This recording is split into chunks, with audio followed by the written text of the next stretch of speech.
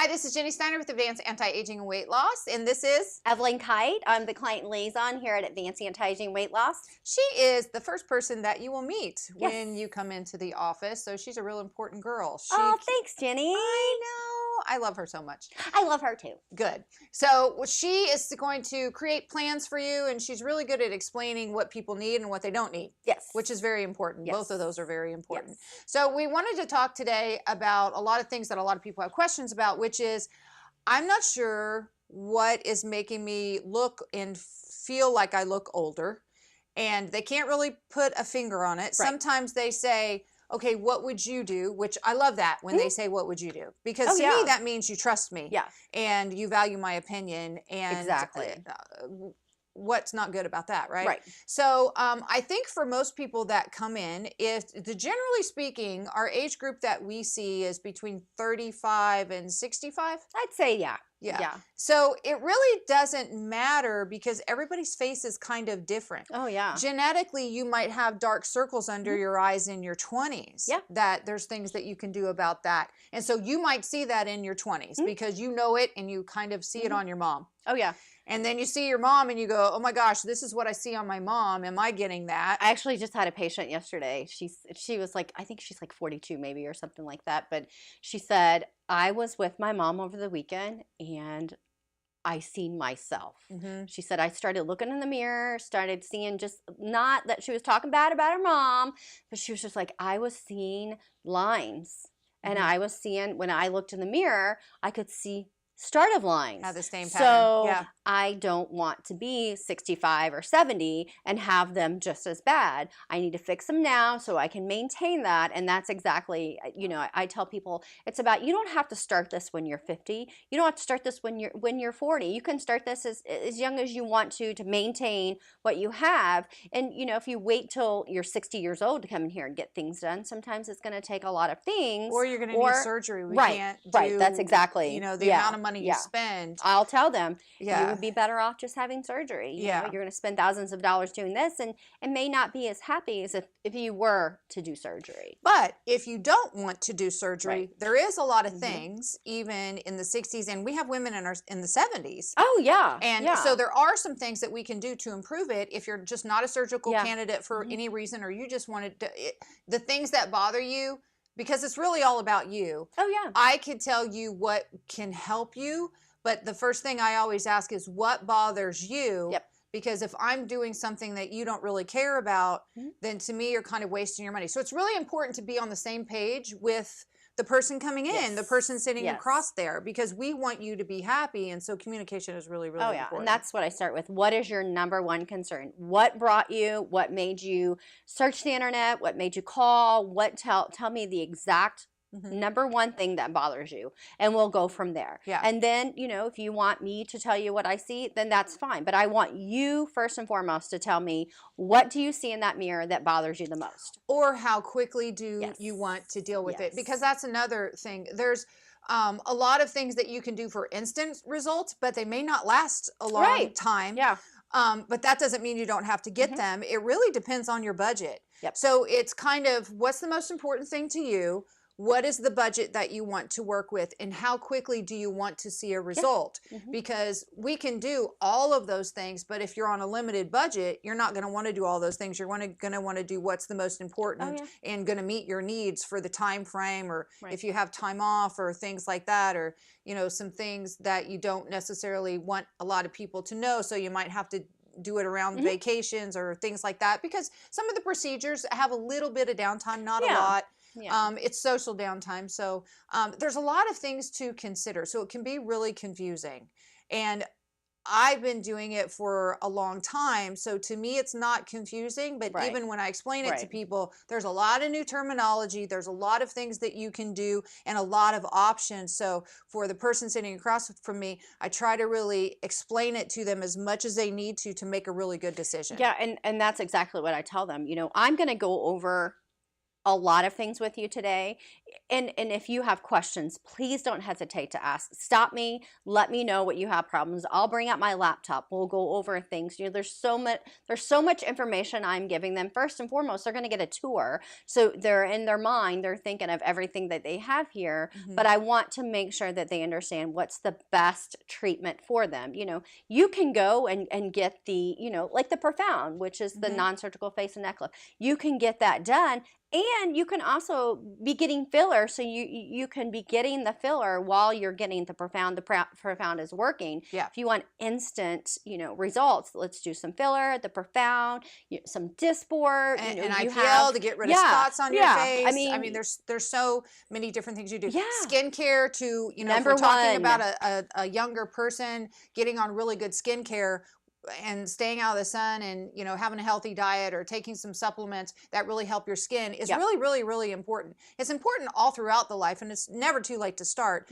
But if you don't have much going on, to start a good skincare program, you're going to save so much money later, and you're going to look so much so much younger looking, and your skin will be healthier. Your skin is the largest organ you have. Right. People forget about that. You have to take care of it internally and externally. So if your skin is healthy, then it looks good.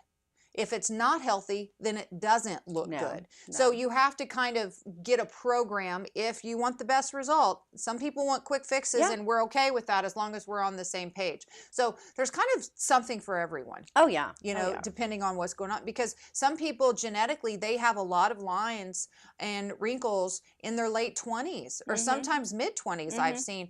And or they see one coming on and they want to prevent it from getting worse. So preventatively, Dysport, a neurotoxin, does very, very well to prevent lines. Now, I don't want all your lines. I don't like the look of my skin when I don't have any lines when I smile. I like Evelyn. I do like that look. I do not want any lines. Evelyn wants a flat screen TV on her forehead, and like she wants to be a Barbie doll. I don't like that. I like I guess so. I like my cheeks to rise and look. I like the crinkle in my eye. I think it makes, I don't know, I like it. I think it's cute. And FYI, I was not like this before I started working here. But it's not my all fault. her fault. No, it's it is. No, don't listen to her. Trust me. I'm the professional here. No. I can diagnose her. That's not good. But anyway, no, we're just kidding. So everybody has a difference in what they like. But for me, I'm going to tell you, here's what I like because A, B, and C. I like a little bit of wrinkle in the crow's feet area because it makes your cheeks rise up a little. At her age, it doesn't make that much of a difference. But if your cheeks don't rise because you don't want that wrinkle there, and that's essentially what can happen when I'm trying to get rid of those wrinkles, then you can look like you're fake smiling at someone because your cheeks do not move and it doesn't look natural. Some people like the fake smile. I don't. It kind of creeps me out. I feel like, you know, you're being smart with me if you're smiling at me like that. And that's not moving. Everybody probably doesn't see that because that's just something I see all the time and I look for it. But anyway, so that's the things you kind of consider. And people genetically have different shapes of faces and things, and so you have to kind of consider that too.